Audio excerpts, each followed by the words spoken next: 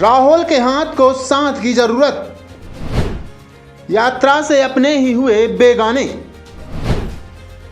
विपक्षी और सहयोगी दलों ने बनाई दूरी, हिंदी पट्टी राज्यों में नहीं मिला साथ, क्या विपक्षी एकता की अगुवाई आई आड़े। कन्याकुमारी से चली राहुल गांधी की भारत जोड़ो यात्रा जल्द ही कश्मीर पहुंचकर समाप्त हो जाएगी। अब तक राहुल गांधी यूपी, एमपी, बिहार, महाराष्ट्र सहित कई राज्यों की जमीन नाप चुके हैं और अब राहुल गांधी की यात्रा अंतिम पड़ाव पर है।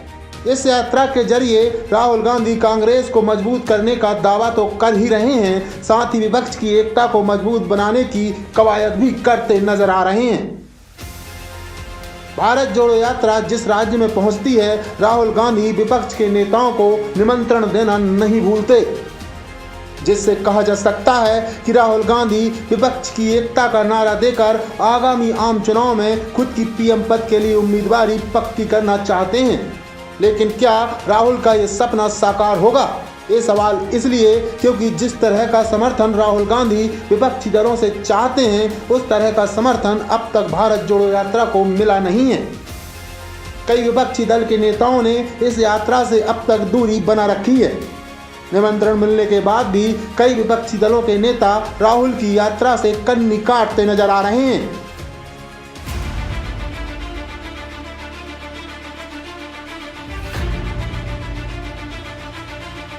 राहुल के हाथ को साथ की जरूरत। कन्याकुमारी से शुरू हुई राहुल गांधी की यात्रा अब तक कई राज्यों से होकर गुजर चुकी है। इस दौरान कहीं विपक्षी दलों का साथ मिला तो कहीं नहीं मिला। जब राहुल गांधी की यात्रा दक्षिण भारत के राज्यों की जमीनी हकीकत की थाह ले रही थी, तब जरूर विपक्षी दलों का साथ राहुल गांधी को मिला था। लेकिन इन दिनों राहुल गांधी की यात्रा हिंदी पट्टी के राज्यों से होकर गुजर रही है, जहां राहुल की यात्रा को विपक्षी दल के नेताओं का समर्थन तो दूर, सहयोगी दल के नेता भी यात्रा से कन्नी काटते नजर आ रहे हैं। ऐसे में सवाल ये उठता है कि आखिर ये नेता क्यों यात्रा से दूरी बनाए हुए हैं। हिंदी पट्टी राज्यों में राहुल को नहीं मिला समर्थन। बिहार और यूपी में तो राहुल की यात्रा से विपक्ष के नेताओं ने ऐसी दूरी बनाई है कि वो दूर दूर तक यात्रा का जिक्र तक नहीं कर रहे हैं। जब यात्रा यूपी में थी, तब राहुल गांधी ने अखिलेश यादव, मायावती, शिवपाल यादव, जयंत चौधरी समेत तमाम विपक्षी दलों के नेताओं को निमंत्रण भेजा था। लेकिन न्योता मिलने के बाद भी सभी विपक्षी दल के नेताओं ने यात्रा से कन्नी काट ली। बिहार में भी कुछ ऐसा ही होता नजर आ रहा है। राहुल गांधी ने आरजेडी और जेडीयू समेत सभी सहयोगी दलों के नेताओं को न्योता भेजा है, लेकिन यहाँ भी ना तो विपक्ष के नेता शामिल हो रहे हैं और ना ही सहयोगी दलों का साथ मिल रहा है। राहुल गांधी की भारत जोड़ो यात्रा में ना तो विपक्षी दल खड़े होना चाहते हैं और ना ही सहयोगी दल उनके साथ कदम ताल कर रहे हैं। हालांकि दक्षिण भारत के राज्य में डीएमके से लेकर तमाम दलों के नेता राहुल गांधी के साथ पदयात्रा में कदम ताल करते नजर आए थे। जब राहुल गांधी की पदयात्रा महाराष्ट्र पहुंची थी, तब शिवसेना नेता आदित्य ठाकरे और एनसीपी नेता सुप्रिया सुले ने यात्रा में शिरकत की थी। इतना ही नहीं, शिवसेना की सांसद प्रियंका चतुर्वेदी भी दिल्ली में राहुल के साथ पैदल चलती नजर आई थी। जम्मू कश्मीर के पूर्व सीएम और नेशनल कॉन्फ्रेंस के नेता फारूक अब्दुल्ला भी भारत जोड़ो यात्रा में शिरकत कर चुके हैं। लेकिन सवाल यही उठता है कि आखिर हिंदी पट्टी वाले राज्यों के विपक्षी और सहयोगी दलों ने ही यात्रा से दूरी क्यों बना रखी है? क्या यात्रा के जरिए मजबूत होते राहुल इन दलों को रास नहीं आ रहे हैं? क्या वोट बैंक की चिंता में पड़ गए कांग्रेस के सहयोगी दल? हिंदी पट्टी वाले राज्यों में राहुल की यात्रा को विपक्षी और सहयोगी दलों का साथ नहीं मिलना कई सवालों को जन्म दे रहा है।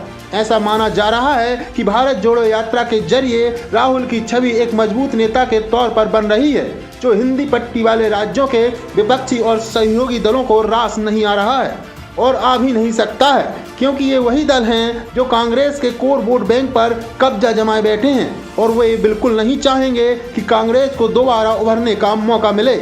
ये सभी जानते हैं कि बीजेपी के बाद कांग्रेस ही एक ऐसी पार्टी है जो कमज़ोर होने के बाद भी हर चुनाव में अपना अलग ही वोट बैंक रखती है और उसके विधायक सांसद भी बनते हैं।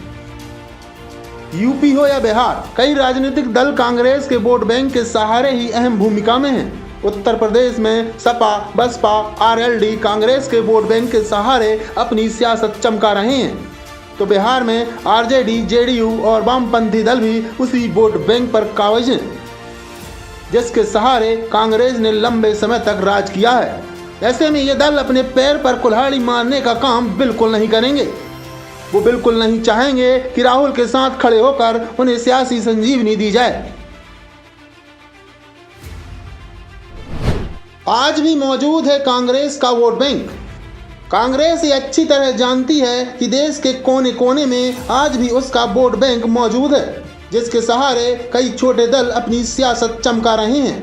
कांग्रेस अपने इस सियासी महत्व के सहारे 2024 में विपक्षी एकता की अगुवाई अपने हाथों में रखना चाहती है, लेकिन विपक्ष के कई दल इसी वजह से उसके साथ खड़े होने से बच रहे हैं। राहुल के अलावा विपक्ष के कई बड़े नेता पीएम मोदी के सामने विपक्ष का नेता बनने की होड़ में शामिल हैं। चाहे वो नीतीश कुमार हों, अरविंद केजरीवाल हों, ममता बनर्जी हों, सभी विपक्ष का नेता बनने की कवायद में हैं। मायावती खुद भी प्रधानमंत्री बनने का सपना संजोए बैठी हैं। सपा ने अभी तक अपने पत्ते नहीं खोले हैं कि वो किसका साथ देगी, तो वहीं केजरीवाल भी विपक्ष का चेहरा बनने की होड़ में शामिल हैं। केसीआर भी राहुल को विपक्ष का चेहरा नहीं बनाना चाहते हैं। अब ऐसे में सवाल यही उठता है कि इस सियासी खिचड़ी के बीच आखिर विपक्षी एकता की अगुवाई कौन करेगा, या एक बार फिर विपक्षी एकता का नारा बस नारा ही बनकर रह जाएगा। डेस्क रिपोर्ट, मुंबई महानगर।